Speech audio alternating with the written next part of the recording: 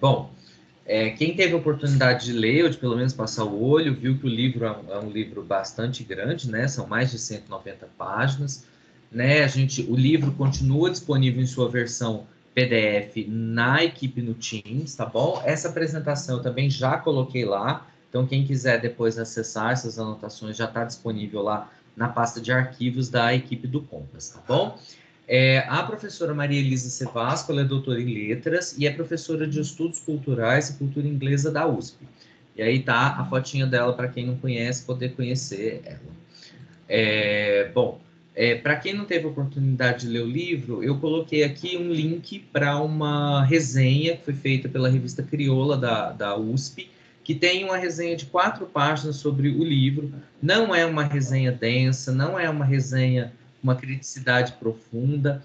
Então, assim, quem não conseguiu ler, pode passar o olho lá para pelo menos fazer para molhar o pezinho, tá? Não vai ser uma imersão, não, tá bom? É só para quebrar um galho. Tá? O link está aqui na apresentação, depois é só quem pegar a apresentação e clicar, ou então colocar lá 10 lições sobre estudos culturais, revista Crioula, o primeiro link que aparecer vai ser esse, tá bom? Então, o livro ele é composto de uma introdução e 10 capítulos, sendo cada capítulo uma lição. Eu coloquei aqui esses 10, os nomes dos 10 capítulos, né, que são tema, sociedade, cultura, o inglês, contrapontos teóricos, cultura da minoria versus cultura em comum, a formação dos estudos culturais, a nova esquerda, materialismo cultural, marxismo e cultura, estudos literários e estudos culturais, estudos culturais contemporâneos e estudos culturais no Brasil. Essa é a ordem que ela segue. E importante destacar que essa não é uma ordem histórica, nem uma ordem lógica. Existem momentos em que ela adota uma ordem lógica, em momentos ela adota uma ordem historiográfica, vamos dizer assim, mas ela não tem essa pretensão de fazer um livro que segue um fio condutor, como se fosse uma trajetória. Ele me dá a sensação de um varal que ela foi lá e pendurou 10 roupas, para usar uma analogia. Então, e acho que é por isso que ela chama de lições, porque ela olha o livro e percebe essa característica no livro, tá bom? Algumas coisas que você precisa saber.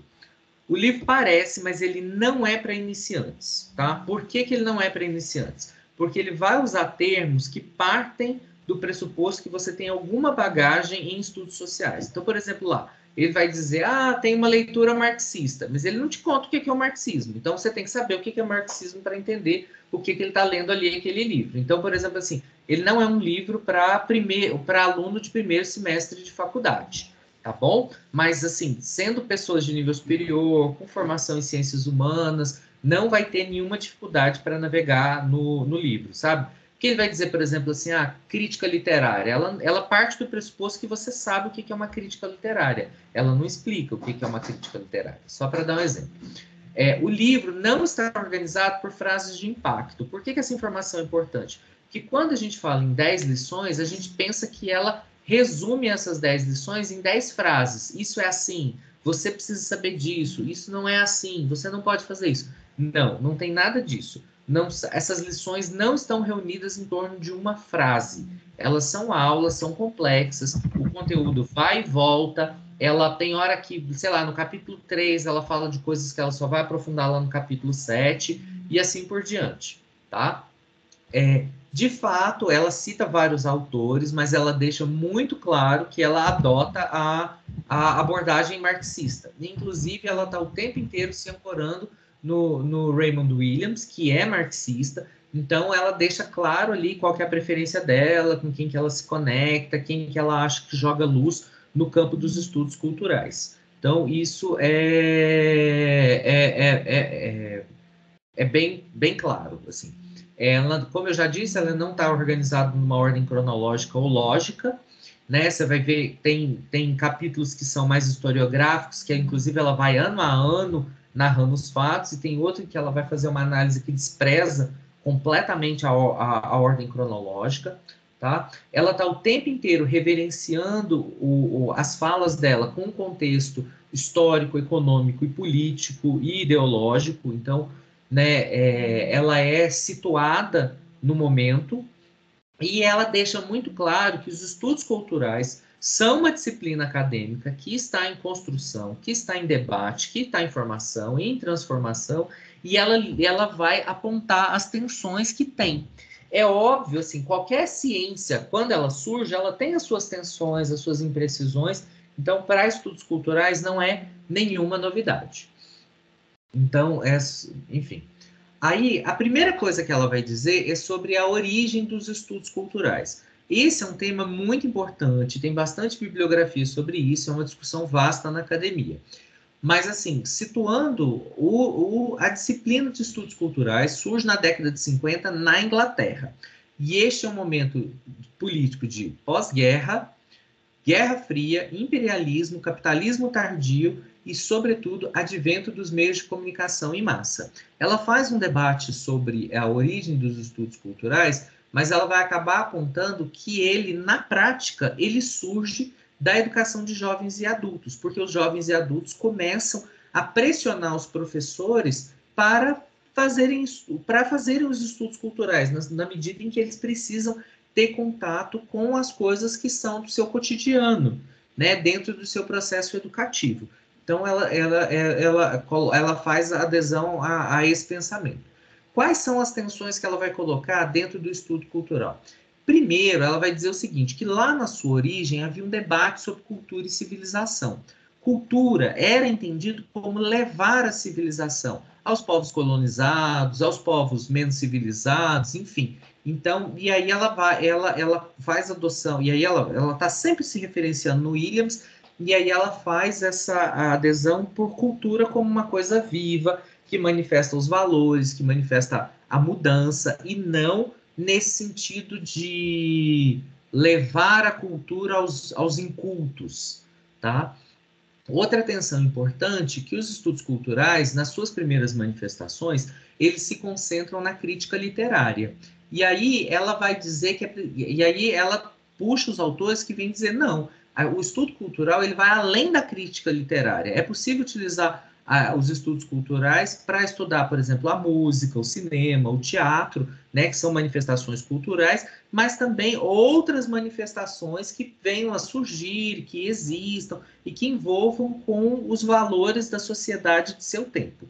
Então, tem essa questão. Essa questão é muito importante porque vai colocar em contraponto dois times, que ela não usa essa expressão, conservadores e progressistas, isso é uma leitura minha, mas ela vai dizer que há estudiosos que são conservadores, dizendo, não, os estudos culturais têm que se fixar na crítica literária, enquanto outros vão dizer, não, nós temos que ampliar para novos temas. E esses que são conservadores, eles são adeptos de uma coisa que ela chama de elitismo.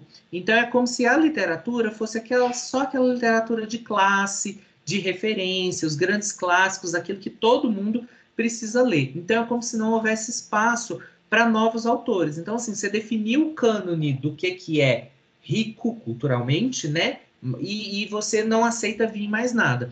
Então, há sempre um debate sobre se os estudos culturais vão aceitar a cultura de massa ou lixo cultural. Então, assim, que ele chama de vulgaridade. Então, assim, tá, ok, eu posso ter grandes clássicos, vamos pegar o exemplo do Brasil, né, vamos supor que os estudos culturais aqui coloquem Machado de Assis. Mas por que eu não posso colocar um autor que surgiu agora, que talvez ele seja questionador, que ele tenha um viés diferente? Então, neste momento, por ser uma disciplina recente, né, que surgiu na década de 50, ela é caracterizada por polêmica e falta de direção. Isso até hoje, tá? Então, assim, a coisa ainda tá em definição, e isso é normal no surgimento de qualquer campo científico. Bom, eu já tinha falado sobre a cobrança dos alunos pela relação com o cotidiano, e aí o que acontece? Os autores marxistas, e aí sobretudo Williams, eles vão vir falar de uma marginalidade, que os estudos culturais vão passar a fazer a exposição das pressões sofridas, principalmente quando os estudos culturais começam a acontecer dentro daqueles grupos que não estão no centro do sistema, ou seja, que estão fora do centro da academia, que o centro é lá na Inglaterra, tá? Ela enfatiza muito a importância da não separação das dimensões cultural, econômica, política e ideológica, porque o estudo cultural ele é enviesado pelos valores do seu tempo ou pelo questionamento dos valores do seu tempo, tá? Há uma clareza da cultura como um campo de batalha, e a gente vai aprofundar isso nos slides a seguir. Uma preocupação com a socialização dos bens imateriais, e aqui eu estou falando de cultura, e, sobretudo, dos processos produtivos culturais. Por quê? Aquele grupo elitista que entendia que cabia aos estudos culturais definir o que era clássico ou o que era classe, o que era sofisticado, ele defendia uma participação nos processos culturais dos comuns, dos incultos, apenas como consumidores.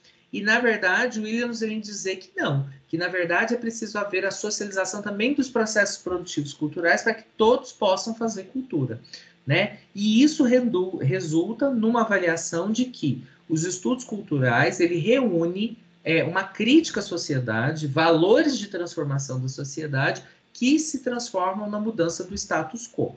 Então, lá na frente, a gente vai ver ela o tempo inteiro se referendando no Williams, que o Williams diz: os estudos culturais só fazem sentido se eles buscarem uma mudança radical da sociedade, né? E aí a Sevasco concorda com ele, e é neste ponto que nós vamos ver o casamento entre os estudos culturais e o marxismo. Bom, então, no desenvolvimento, como eu disse, a disciplina começa lá em 1950, e aí a gente começa a ter alguns eventos, mudanças e produções que eu vou elencar nos próximos slides. A primeira coisa que teve foi a crise de 1956, em que há a ruptura com o Partido Comunista Britânico e o surgimento da nova esquerda, que seria um grupo político na Inglaterra, né, chamado de New Left, que ele adotava a estratégia de ter o que eles chamavam de New Left Clubs, espalhados por várias cidades. E esses clubes, além de discutir política, e uma política de viés marxista, ele também trabalhava com arte e cultura para a mudança social. Então, isso começou a ter aí que começa o casamento com o marxismo, e aí é que ele surge um debate sobre os culturalistas contra os estruturalistas. Os culturalistas vão entender que a cultura ela deve ser analisada de maneira isolada, apartada de seu contexto social, político e ideológico. Os estruturalistas vão ver a cultura como resultado das estruturas sociais, tá? Então, esse é um debate que vai acontecer. A presença desses clubes também começam a fazer com que os estudos culturais passem a adotar temas ligados ao feminismo e raça.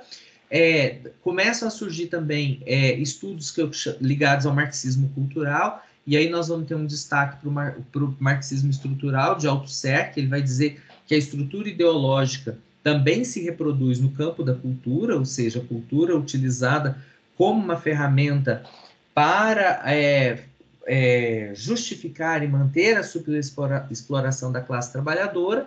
E aí, a partir desse movimento de esquerda, que tem uma praxis, né, ele começa a ter clareza do fronte cultural na luta social. Então, há uma esperança de mudança social a partir dessa aceitação, desse acolhimento da proposta da cultura como um caminho de mudança social. Tá? Aí nós temos o Williams vindo também, já nesse momento, aí aqui a gente já está chegando já na década de 80, ele já começa a falar sobre materialismo cultural, a cultura como processo produtivo e parte integrante dos meios de produção, então ele vai dizer que a cultura também produz, né, isso. As forças, isso aqui é muito importante, porque isso aqui é uma ruptura com aquele grupo conservador, elitista, lá da crítica literária, porque ele vai dizer o seguinte, que as forças hegemônicas se apropriam dos textos histórico e culturalmente importantes para poder validar os seus valores no imaginário cultural coletivo. Então, o que ele está dizendo é o seguinte, quando eu fico restrito àquela crítica literária dos clássicos, eu estou apenas reforçando valores a partir das forças hegemônicas da sociedade. Tem alguém com o microfone ligado. Se puder fechar, por favor. Espera aí que eu vou... Quem que é? Ah, fechou. Isso. Bom, a fusão com o marxismo, papel da cultura para mudança radical, já falei. Só que nesse momento a gente já tem a crise do socialismo real. Então a gente já começa a trazer uma nova tensão para dentro do sistema, porque o que eles defendiam como mudança radical, na visão, não, no único experimento social possível naquele momento, as coisas não tinham caminhado muito bem. Então, isso começa a realimentar a tensão com os estudos literários. Então, que ele vai dizer o seguinte, que os estudos culturais, isso aqui é uma frase, ela usa essa frase muitas vezes, eles deselitizam os estudos literários. Então, né, começa a haver aí também o surgimento, já na década de 80 a gente tem um fortalecimento dos meios de comunicação em massa, predominância da TV, essas coisas, então eles vão dizer que começa a haver uma ameaça da popularização dos meios de comunicação em massa e um populismo cultural. Isso tudo conciliado com um momento de crise do socialismo real. Então você tem um novo momento de cheque para o desenvolvimento dos estudos culturais. Tá? Essa parte eu já te falei, ficou repetido aqui. Bom, neste momento, ao longo dessa trajetória dos anos 50 até os anos 80, né, a gente vai ter a expansão dos estudos culturais para além do mundo anglófono, né, ele destaca que começa ali pelos Estados Unidos, Canadá, Austrália, mas depois ele começa a sair, e isso tem sido importante porque você escuta novas vozes, novas formas de fazer ciência, novos temas, tá? Mas, por outro lado, ele ainda está submetido à hegemonia neoliberal. Por isso que o Williams fala, a gente ainda não conseguiu romper em prol de uma cultura comum, ou seja, de a gente ter valores de transformação e questionamento do status quo. E a visão de futuro, essa é a frase mais importante do livro para mim, é a visão de futuro do Williams em relação aos estudos culturais, que ele vai dizer o seguinte, que os estudos culturais só têm futuro se associados a um projeto de mudança social. Se eles permanecerem isolados na cultura, eles vão ficar ali na própria basófia, na autorreferência, e nunca, ou então ele vai voltar para aquele modelo de elitismo que é a subjugação dos valores, que é como se eles popularizassem valores que são de um grupo hegemônico, para fazê-los como se fossem de toda a sociedade. Então, essa é uma das frases mais importantes que eu vejo no livro. Em seguida, ela vai colocar o último capítulo do livro, ela estuda a trajetória dos estudos culturais do Brasil. Tá? Ela justifica que os estudos culturais já existiam no Brasil antes da declaração da disciplina, isso é muito legal, significa que o Brasil sempre teve um apreço, uma demanda e produção acadêmica na área de estudos culturais, antes mesmo da declaração oficial de nascimento da disciplina, tá? Que como, assim, lá foi o campo que oficialmente surgiu e que dominou, que a produção teórica brasileira, ela fica o tempo inteiro buscando uma convergência com essa matriz britânica. Ela destaca muito o papel da USP e também sobre o fomento à publicação de livros. Aqui eu estou falando de dois tipos de livros, tá? São os livros que são os clássicos, que neste momento, lembra que os estudos culturais, eles nascem da crítica literária, então quando eu estou falando de fomento à publicação de obras literárias, eu estou falando de clássicos, tá? Para poder exatamente produzir, então vai ser, por exemplo, ao fomento ao Dom Casmurro, por exemplo, que isso é uma ferramenta, uma peça-chave para ser estudada dentro do campo dos estudos culturais, mas também livros teóricos sobre estudos culturais, tá bom? Outra coisa interessante é que começam a surgir as peculiaridades brasileiras, e aí a frase que ela usa é peculiaridades na história do capitalismo brasileiro. Então, há uma preocupação com a marginalidade, com o capitalismo dependente, todas essas temáticas vão aparecer, mas ela diz o seguinte, que ainda não tem uma robustez suficiente, né?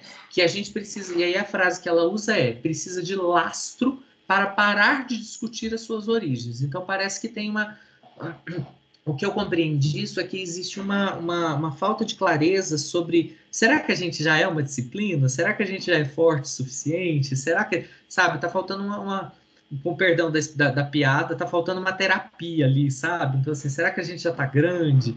Então, é esse tipo de coisa. Então, para poder parar de discutir as suas origens e começar a encaixar dentro da perspectiva de Williams, que de casar os estudos culturais com os objetivos de mudança social. E a última frase que ela vai ter no livro é essa, que os estudos culturais precisam de um outro mundo e uma forma de viver. E, obviamente, ela está falando dos estudos culturais no Brasil. É isso, professora, está contigo agora. Parabéns, Leonardo. Muito obrigada por essa aula e pela sua capacidade, né, de nos apresentar o Williams com tanta objetividade, assim. E que bom que a gente vai poder acessar né, esse material e, né, essa apresentação que você trouxe. Não é simples. A questão dos estudos culturais e o próprio Williams é bem complexo, né, como você trouxe. Então, assim, penso que nós vamos ter a oportunidade, né, de aprofundar um pouco mais, já que nós temos aí mais 2 livros, né, pela frente. Até lembrando, pessoal, para se agendar, no dia 31/10, né, também uma terça-feira, a gente vai discutir o livro Cultura e Sociabilidade.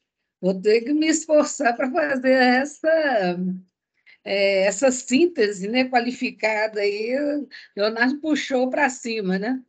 E porque de fato esse livro da Sevasco, ela é uma introdução, mas é uma introdução complexa e aí exige da gente alguns domínios, né, conceituais e tal.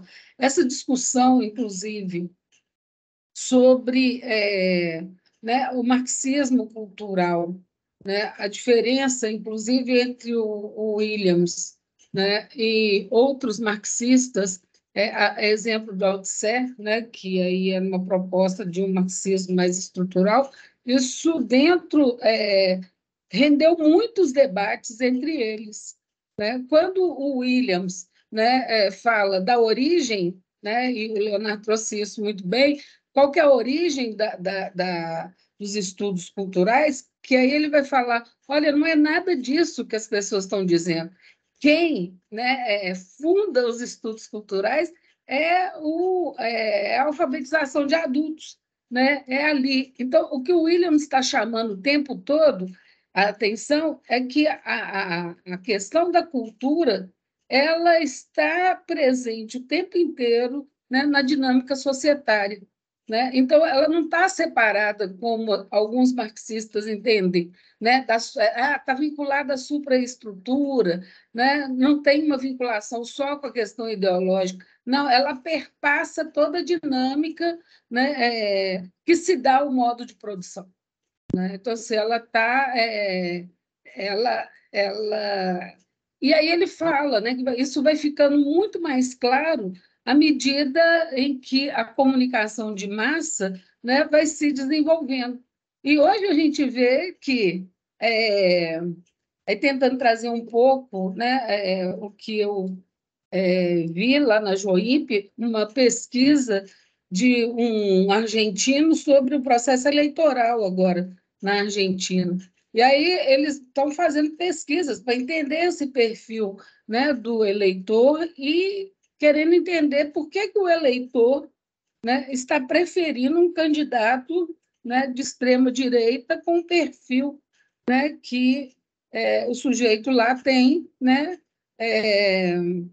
e aí o que eles vão percebendo, pelos vários cruzamentos e tal, que embora, né, a questão de classes ela é presente na sociedade, mas hoje o que está dando a vitória para esse sujeito, né, com a esperança aí de virar, não é a questão de classe. Né? É uma questão entre a capacidade dos indivíduos de serem mais plurais, mais abertos, né? E outros mais conservadores. Então, nós estamos vivendo um momento de quê, gente? Né? É claro, ninguém está falando aqui que nós não estamos vivendo uma sociedade de classes, que a luta de classes não é presente, né? E que o pano de fundo não seja ela, né? Mas nós estamos vivendo um momento em que os meios de comunicação, né, seja os de massa, seja, né, os advindos aí pelas novas tecnologias de informação e comunicação, que eles têm formado, né, identidades, e que é isso que está orientando as pessoas a tomarem suas decisões. Então, aqui no Brasil, né, a gente sabe que o conservadorismo tem se dado muito pela mão, né, das igrejas neopentecostais, né, tem formado a opinião dessas pessoas, né? E aí vem, né, aquilo que eles vão chamar das pautas de costume, né? Vem outras pautas, né, que não são tão de costume assim, mas que isso aparece, inclusive, no processo lá, né, na Inglaterra, que tem a ver com o feminismo, que tem a ver, né, com a questão racial, inclusive isso atravessa é, o debate sobre os estudos culturais lá na Inglaterra, inclusive promove rachas, né, entre eles, né, e o William está bem atento, assim, porque para ele são esses movimentos, né, para ele cultura é o modo de vida, né, é o que acontece no cotidiano, e esse cotidiano, a gente sabe que o capitalismo ele define, inclusive, a espiritualidade, né? É isso, né? Ele atravessa por toda a nossa percepção.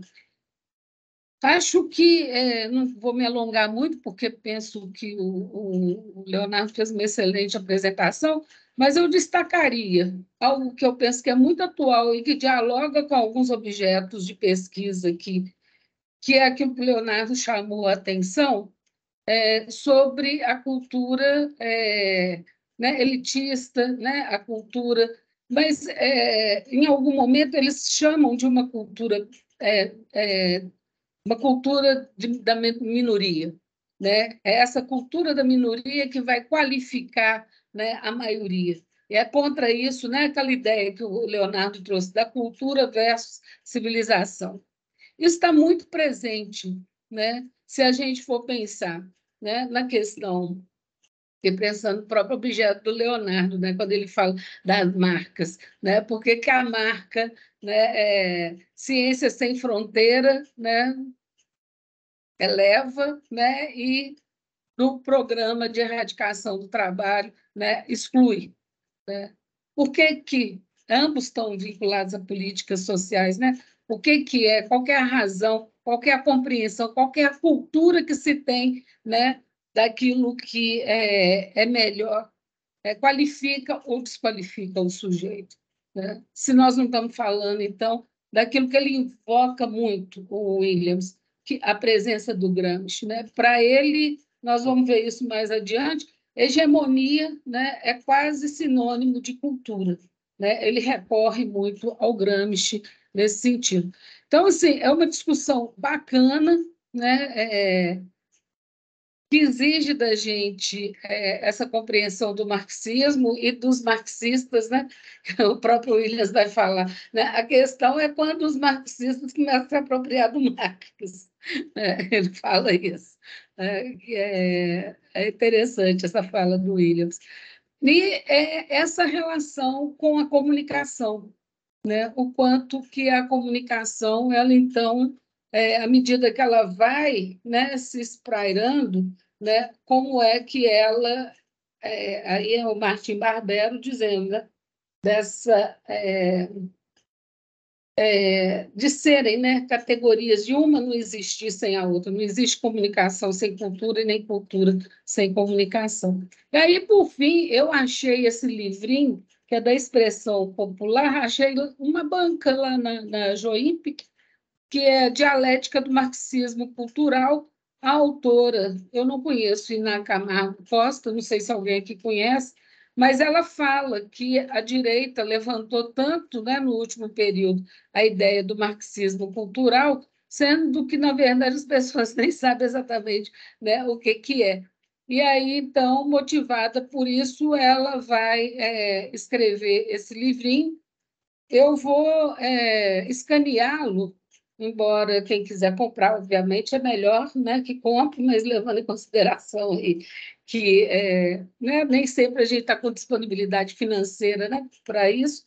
Por menor que pareça o livrinho, ele custa, né, tem um valor, né, inclusive de frete. Então, eu vou escanear, porque traz muito essa questão do processo, né? Claro que não com a riqueza que nós vamos aprofundar aqui, mas da gente entender um pouco como é que isso também atravessa aqui no Brasil, quem são os autores, isso que o Leonardo, inclusive, trouxe para a gente, né?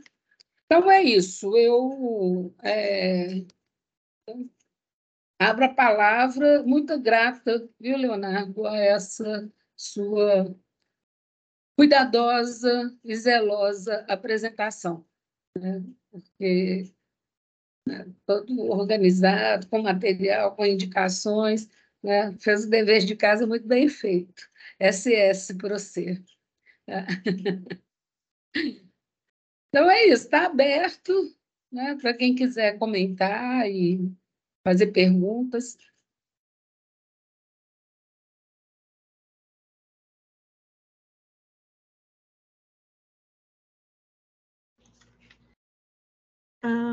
Eu queria agradecer a oportunidade de estar na reunião, né, do Compass, e principalmente nessa exposição feita pelo Leonardo. Acho que ela é muito, para nós, assim, bem objetiva, né, e também bem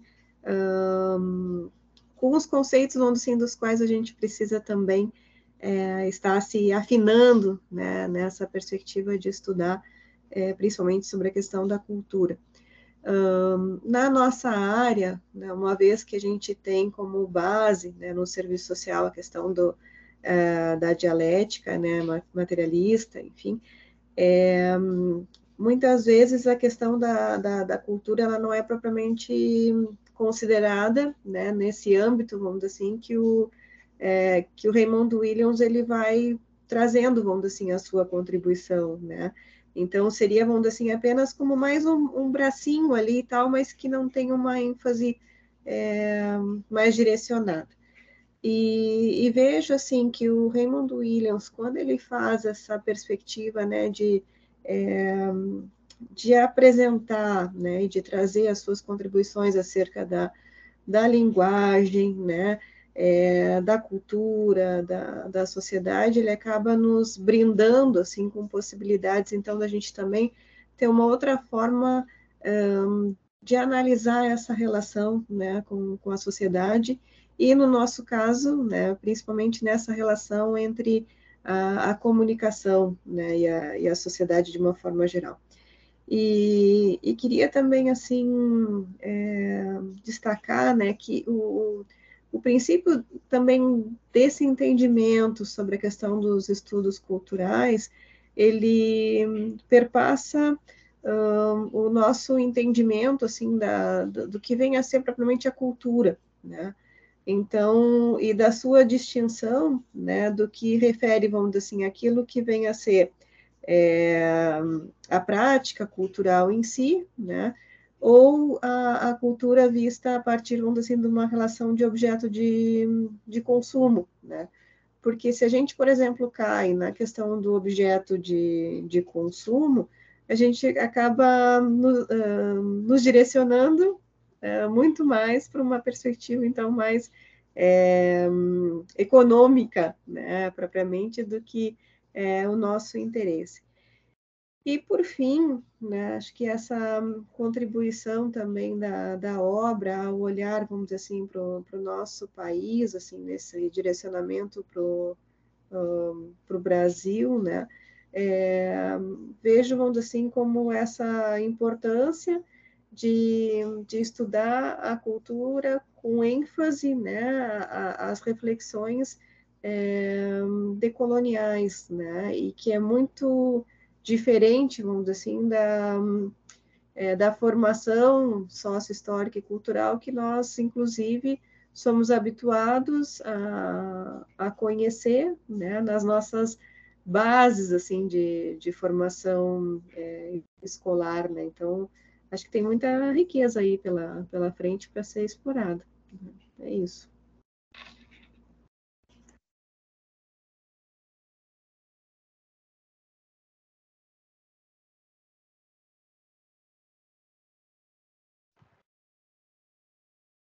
Posso fazer uma pequena fala ou alguém se habilita? Pode falar, Paulo. Não tem ninguém. A Simone agora que pediu. Simone. Tá. Eu achei uma leitura bem gostosa, eu consegui baixar também o PDF, fiz algumas anotações que o Leonardo praticamente contemplou tudo, né? Eu acho que a apresentação ela foi bem contemplativa no que veio do livro, e a autora ela traz alguns aspectos bem interessantes. Eu que, por exemplo, não conhecia a obra do Williams, o quanto ele traz dessa relação da cultura no modo de vida, né, da população no geral, no modo de vida social, e o quanto os bens culturais eles são resultado dos meios materiais de produção. E nós, do serviço social, que lidamos com uma série de questões sociais que muitas vezes têm como pano de fundo toda uma questão cultural, e nós não percebemos, até pela falta da discussão sobre isso na nossa formação, do aprofundamento disso na nossa formação, nós começamos a perceber o quanto isso está tão perto, né, de tudo que a gente vivencia enquanto profissional. E aí é muito interessante quando a autora traz, né, que a luta pela transformação do mundo, segundo Williams, ela passa pela apreensão da relação entre os fenômenos culturais e os socioeconômicos. Então, não dá para dissociar cultura, política e economia se quisermos realmente seguir nessa luta e seguir nesse projeto de transformação, senão não teria sentido todo esse trabalho. Então, leitura bem gostosa mesmo.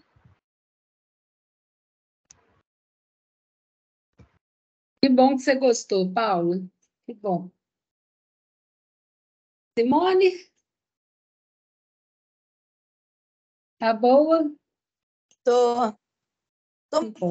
sobrevivendo a esse calor, porque tá terrível, né? Imagino, gente. Tô um pouquinho de repouso hoje, não tô muito bem, mas assim, por isso que eu não tô aberta a câmera, porque eu tô meio sentada, meio deitada, que é o jeito que tá dando para ficar hoje. É que a Simone tá grávida, gente. Aí... E com um barrigão e quase 40 graus aqui em Brasília, tá insuportável. Nossa. Gente, queria agradecer, assim, eu não tive tempo de ler, porque eu e Kênia estamos numa roda viva, assumimos mais uma disciplina da semana retrasada para cá, enfim, tivemos que nos reorganizar para dar conta dessa nova disciplina. Tem sido um batidão, né, Kênia?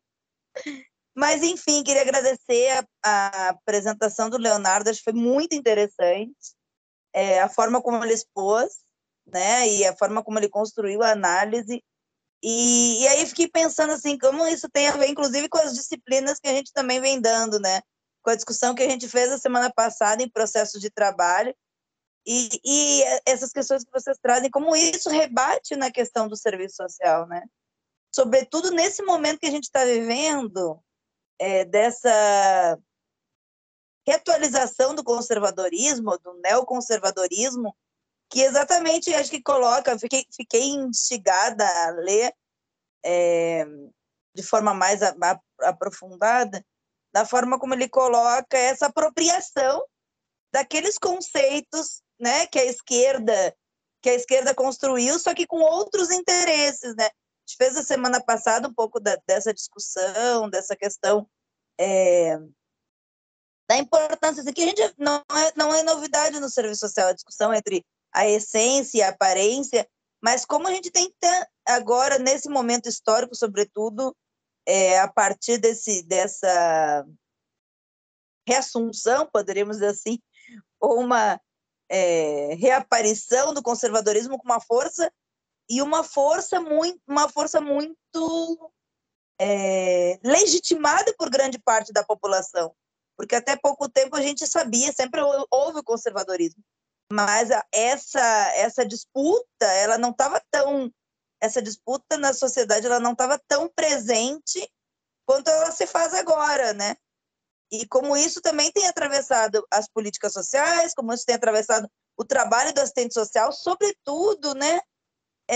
nesse momento que a gente disputa espaço com uma formação muito fragilizada, muito precarizada, e que disputa espaço profissional mesmo, né? Uma formação mais voltada para o mercado mesmo, aligerada por conta do EAD, e aí, assim, não é nem fazer mais aquela discussão que a gente fez no início dos anos 2000, 2010, né, do enfrentamento, porque está aí o EAD, está posto, todo ano joga, não sei quanto, eu até perdi já as últimas pesquisas, mas milhares de assistentes sociais no mercado de trabalho, e é isso, assim, a gente só tem como fazer essa disputa, né, a partir de uma apropriação teórica consistente, crítica, né, então, e que a gente vem se perdendo, inclusive, dentro da própria, assim, claro, olhando a profissão dentro dela mesma, inclusive dentro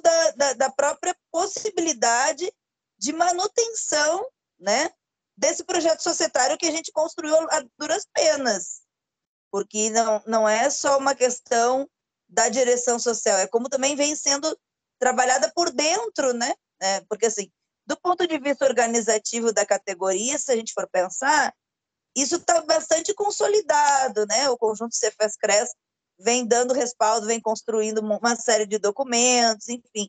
Mas lá no cotidiano de trabalho, como é que essas questões vêm sendo trabalhadas com esses dois viés, né? Da precarização do aligeiramento de uma formação mercantilista, né, para o mercado, e, por outro lado, da própria fragilização e precarização da condição de trabalhador que a gente vem vivendo, assim, cada vez mais impede, né, de buscar outros espaços de articulação, enfim. E aí eu acho que essa discussão da cultura, ela é bem importante nesse sentido, né, que é onde a gente vai, talvez, e assim, claro, o serviço social já faz essa discussão, mas não é um serviço social de uma forma ampliada, né, a própria discussão do caráter pedagógico da profissão, da importância da cultura, enfim. Achei bem interessante, fiquei bem instigada à leitura e acho que é isso, acho que esse é o caminho mesmo. Obrigada, Simone. Fabrícia, vamos lá? Sim.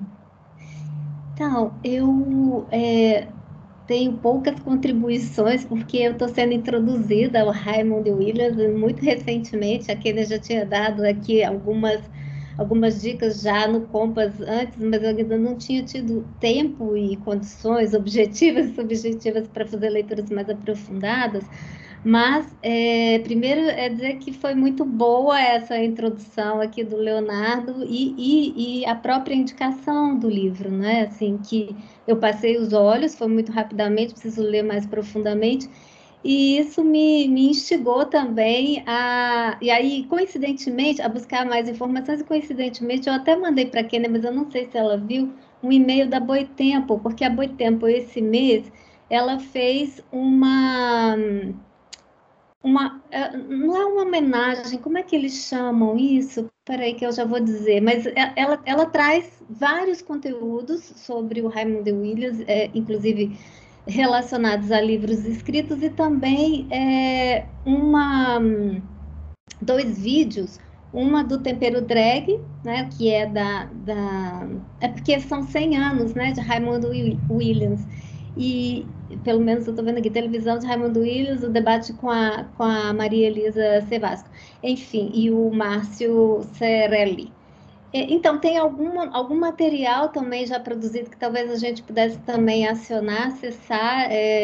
Eu não sei se vocês já viram esse material, mas acho que é um material interessante, legal também para a gente ter outras formas de formação em relação ao autor que a gente está investindo. Mas, voltando para a discussão em relação ao serviço social, e essa é uma questão que eu já vinha conversando com a Kênia, que no serviço social no Brasil, a gente não tem nenhuma disciplina específica que a gente trate da questão da cultura e da comunicação, né? E é uma questão que a gente discute em quase todas as unidades curriculares, né? A questão não só, como a Simone já disse, né, da dimensão educativa e pedagógica do serviço social, né? Ou seja, a dimensão né, do serviço social, que, por um lado, pode especificamente reproduzir a lógica do sistema, né?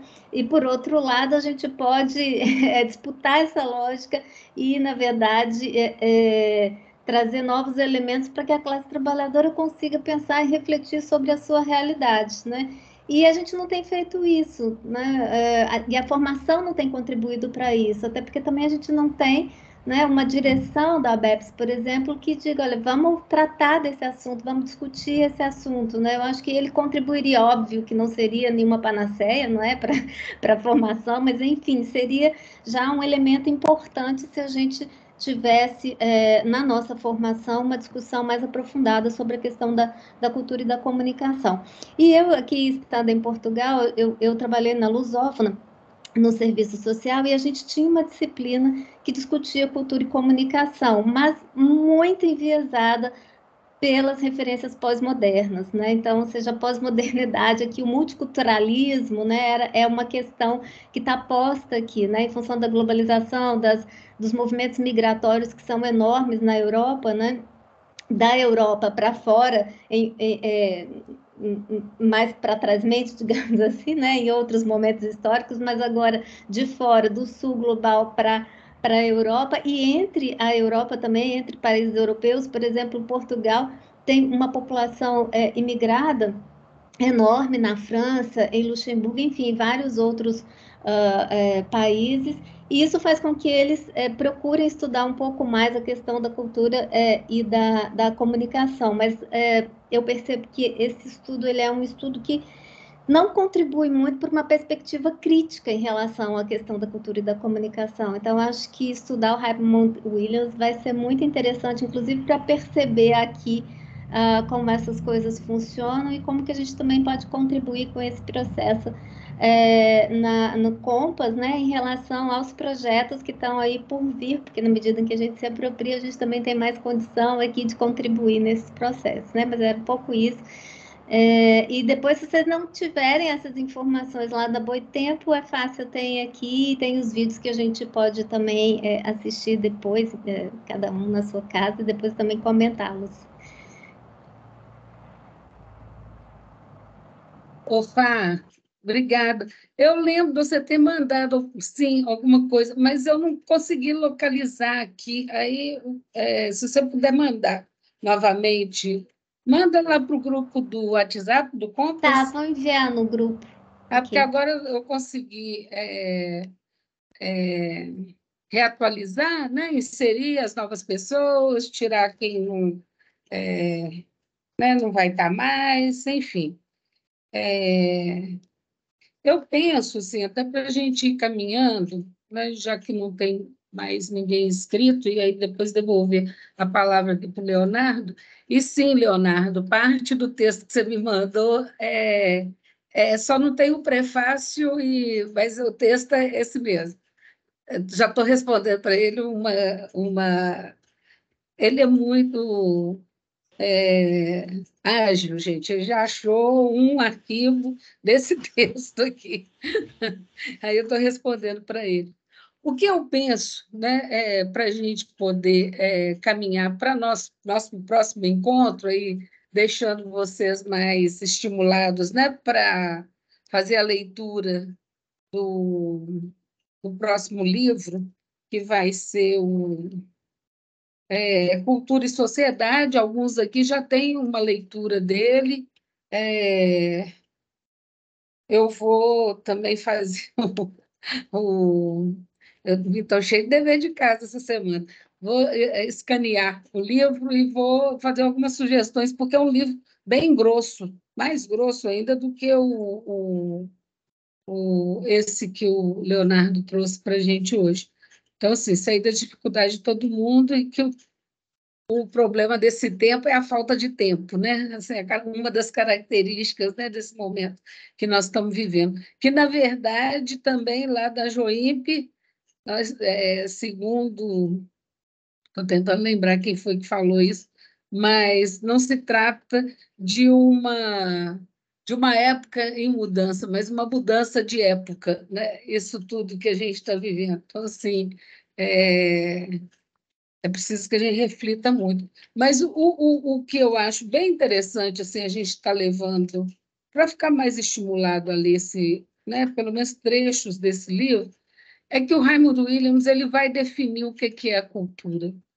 Né? E é nisso aí o Leonardo tinha falado, não, depois, professor, você faz aí a liga com o Compass. Né? Para ele, né, a presença, né, da dialética é muito forte. Né? E, e é nessa interação do cotidiano, né, onde se constrói conhecimentos, né, e se constrói também posicionamentos. É essa cultura, né, que ele vai chamar da cultura comum, que é um convite, né, a um trabalho. Por isso que os estudos culturais eles são difíceis de definir, né? Inclusive se ele é uma disciplina dentro de uma universidade. Né? Essa era uma das questões que eles discutiam muito, porque eles estão falando o tempo todo do quê? Da possibilidade da formação política da classe trabalhadora, né? De uma consciência de classe. Né? Então, assim, a aproximação do Compass, né, do Raymond Williams, certamente se dá por esse viés. Né? Não basta só a gente entender de comunicação, do direito à comunicação, da comunicação como direito humano. Né? Isso é ponto de partida. Né? Mas o tempo inteiro o que a gente entende é que nós somos uma espécie em movimento, né? E que disputamos, né? E que parte disso tudo, né, tem uma relação muito estreita com a identidade, com a cultura, né, com a disputa de classes. Né? Então, assim, eu penso que o que nos converge, né, com todos os objetos, né, dos vários pesquisadores que aqui se encontram, é isso, é um compromisso com a transformação. Né? E isso aqui eu penso que a gente vai encontrar no próximo texto do Raymond, por ele mesmo, né? Que aí ele vai trazer isso para nós. Né? E aí, lá em dezembro, né, Verônica, a gente vai ser coroados com a discussão da esperança, né? Porque o Raymond Williams acreditava nisso, né? Na transformação. Aí eu penso que é um pouco daí que a gente, né, é essa perspectiva que a gente aponta. Então, acho que vai, Verônica. Bem na hora, professora, que você falou da esperança, né, que a gente vai tratar lá em dezembro, eu estava pensando nisso, que estudos culturais vêm como um instrumento, né, nessa perspectiva que a gente fica pensando uma saída, né, do que deve ser feito diante de várias leituras. Eu não disse isso mas para quem eu estou conhecendo agora, eu não sou assistente social, eu não sou da área, e aí agora que eu estou me embrenhando por essas leituras mais, né?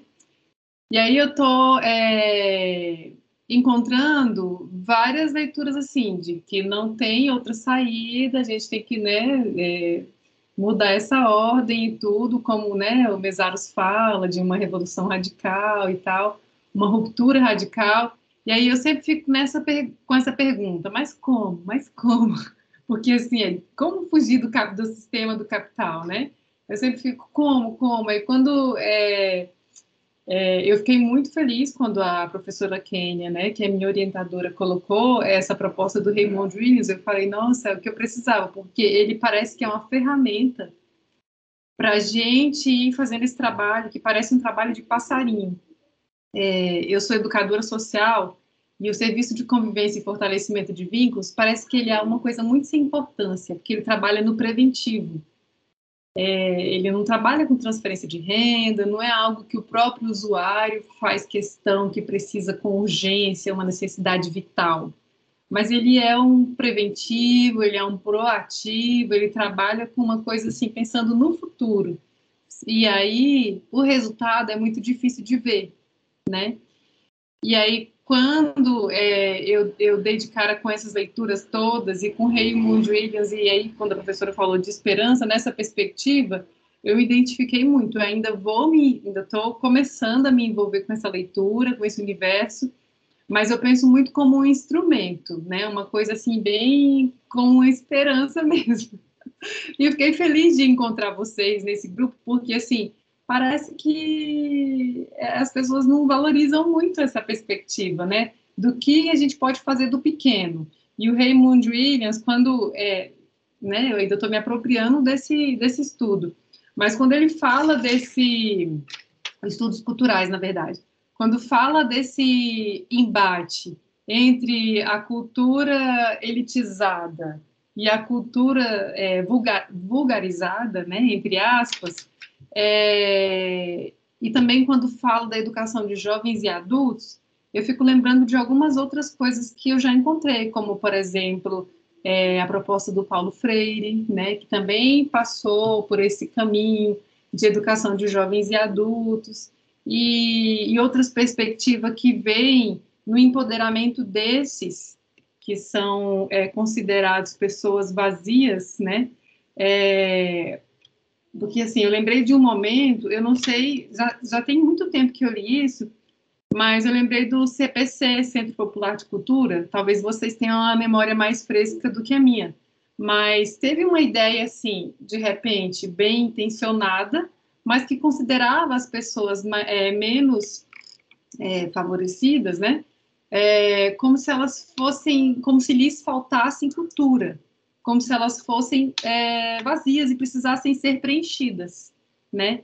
E aí teve esse projeto de levar a cultura para essas pessoas, mas essa cultura que se levava para as pessoas na periferia era uma coisa alienígena. Vai levar uma cultura muito elitizada para as pessoas da periferia, fica uma coisa assim, parece que você está dizendo para eles, jogando na cara deles que o que eles são é sem valor. E que se tornar elite, que é uma coisa que eles não vão conseguir, é o que eles precisam, né, para, sei lá, evoluir. E aí, a ideia que eu estou acreditando, né, estou farejando dessa perspectiva de estudos culturais, é esse deslocamento, né, reconhecer que a cultura não é um status, mas é um processo que pode acontecer em qualquer lugar, né, e inclusive nas periferias. E aí, eu acho que a gente ainda vai amadurecer, eu particularmente ainda vou amadurecer esse processo, mas eu estou, assim, farejando uma conexão com Paulo Freire e algumas outras leituras que vão trazendo um pouco mais para cá essa proposta do Raymond Williams. Perfeito. Na verdade, eles dialogam muito. Na hora que a gente vai lendo, não sei se Leonardo sentiu isso, mas tinha hora que eu falava, Paulo Freire deu Raymond Williams, mas não, eles são meio que contemporâneos, né? Assim, é uma discussão que... Paulo Freire é inspiração para a comunicação pública, né? A comunicação pública bebe, né, no Paulo Freire. E eu acho que, na verdade, são referenciais teóricos para que a gente possa desenvolver, né, as nossas pesquisas, né, nossas análises, e também intervir, né, na realidade. Estamos indo bem. Muito bem. Muito obrigada, Leonardo. Foi sucesso. Acho que, para quem está aqui mais tempo no Compass, né, essa é uma tarde de muita realização. Ou seja, a gente sonhou muito com isso, né, Fabrício? Simone também, que esteve aí, né, pensando isso, mas... E o pessoal mais antigo, Letícia, né, tem a turma aí das antigas, que é, né, a própria Juliana, que também é da Fundação. Então, enfim, hoje é uma tarde de muitas alegrias.